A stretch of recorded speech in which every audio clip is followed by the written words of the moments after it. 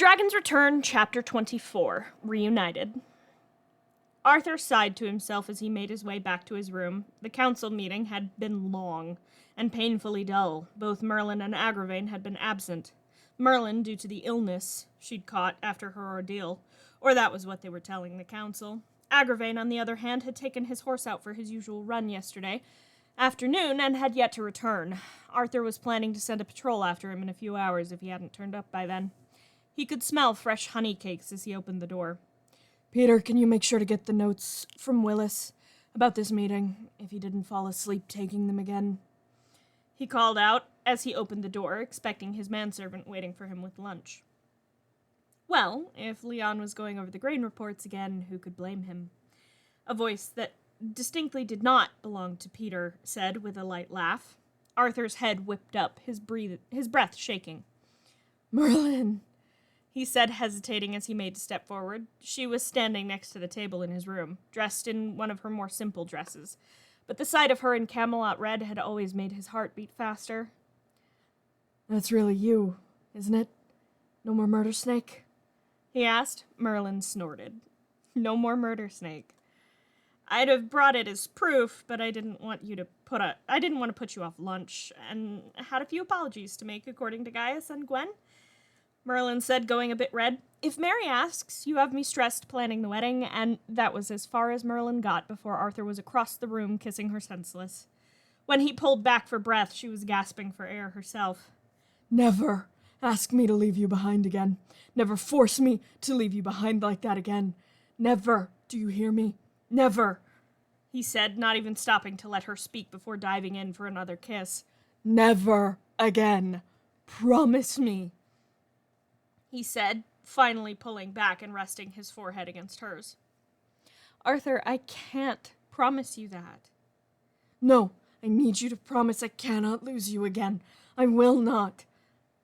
"If it's between you dying and you leaving me, then—" "No, I will walk through fire to get back to you. I will not leave you again," Arthur said, shaking his head, without ever losing contact with her.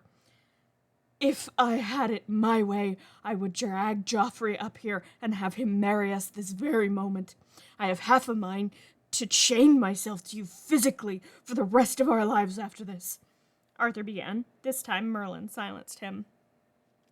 "You are the love of my life. You are my king and my best friend. I will always put your safety before all else," she said. "Then I will simply have to put your safety before all else, won't I?" Arthur said with a small smile.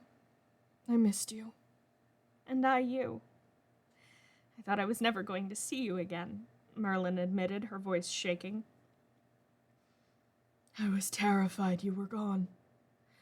When Agravain found a piece of your tunic, I was worried something else had happened to you," Arthur admitted. "Then Leon pointed out that we have a traitor, that they sold us out, sold you out." His hand tightened where it rested at her hip. "I'm all right. Bruised and exhausted, but all right," Merlin said. "I need to find the traitor before something else happens," Arthur said, and felt Merlin tense ever so slightly. "You have a suspicion?" She pulled back slightly.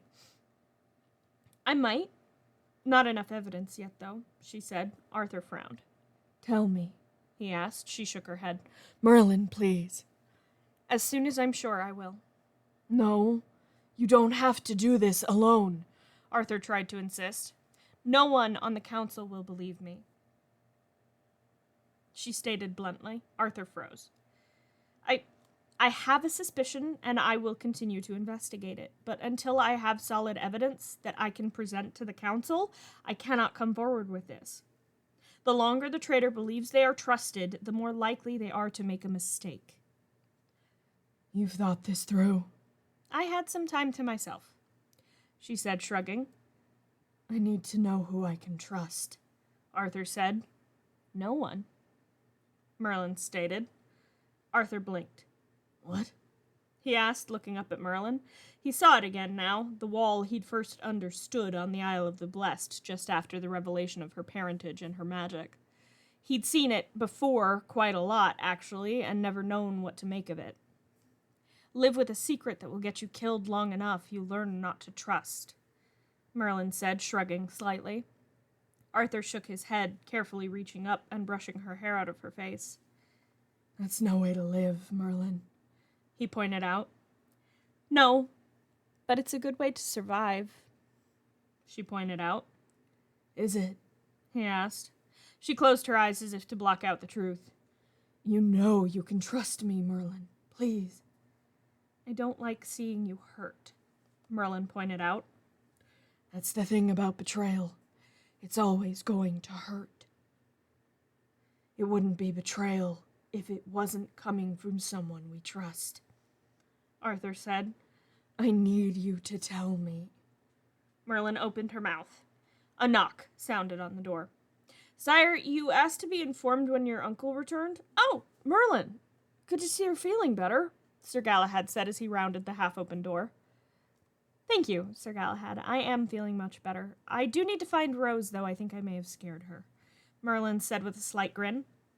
She kissed Arthur on the cheek and left. Arthur watched her go, trying not to be annoyed with his knight. Is she all right? Galahad asked. Yes, she's back to her stubborn self, Arthur said with no small amount of exasperated fondness in his voice.